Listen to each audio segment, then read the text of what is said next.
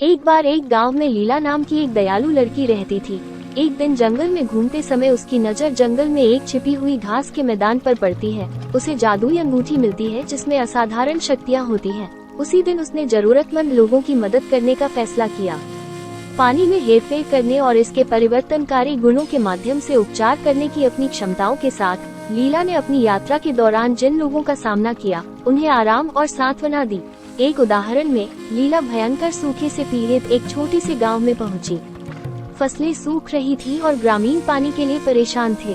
एक कोमल स्पर्श के साथ लीला ने पास के बादलों से बूंदों को बुलाया और उन्हें सूखी भूमि को बुझाने के लिए नीचे निर्देशित किया।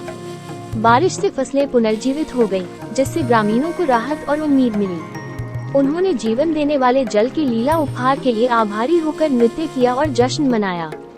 दूसरी बार लीला ने प्रदूषण और दूषित जल स्रोतों से त्रस्त एक हलचल भरे शहर में कदम रखा। लोगों की दुर्दशा से प्रभावित होकर उन्होंने प्रदूषित नदियों को शुद्ध करने, उन्हें विषाक्त पदार्थों से मुक्त करने और उन्हें उनकी प्राकृतिक प्राचीन स्थिति में बहाल करने के लिए अपनी शक्तियों का उपयोग किया। शहर के निवासी जलीय जीवन के पुनरुद्धार को देखकर खुश हुए और एक बार फिर साफ पानी में तैरने की खुशी का अनुभव किया। बीमारी के प्रकोप से पीड़ित एक दूरदराज के गांव में लीला ने अपने उपचारात्मक स्पर्श का उपयोग करके स्थानीय जल आपूर्ति को उसके प्राकृतिक शुद्धिकरण गुणों से भर दिया। पानी पुनर्जीवन का एक स्रोत बन गया, जिससे ग्रामीणों को ठीक होने में मदद मिली और उनकी प्रतिरक्षा प्रणाली मजबूत हुई।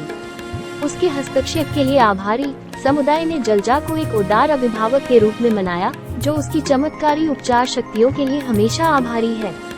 लीला ने प्राकृतिक जगत के प्राणियों पर भी दया और सहायता का कार्य किया। वो घायल या फंसे हुए जानवरों से मिलने जाती थी, अपनी शक्तियों का उपयोग करके उनके पीने या स्नान करने के लिए धाराएं और तालाब बनाती थी। लीला के कोमल हाथ एक घायल पक्षी को भी पालते थे। उसकी अंगूठी गर्म उपचारात्मक रोशनी से चमकती थी।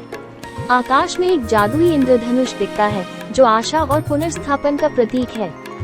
अपने निस्वार्थ कार्यों के माध्यम से लीला ने दूसरों को पानी का सम्मान करने और उसे संजोने का महत्व सिखाया और जीवनदायिनी शक्ति के रूप में इसकी भूमिका पर जोर दिया। उन्होंने समुदायों को अपने जल स्रोतों को संरक्षित करने, टिकाऊ प्रथाओं को अपनाने और प्राकृतिक दुनिया के साथ गहरा संबंध विकसित करने के लिए प्रेरित किया।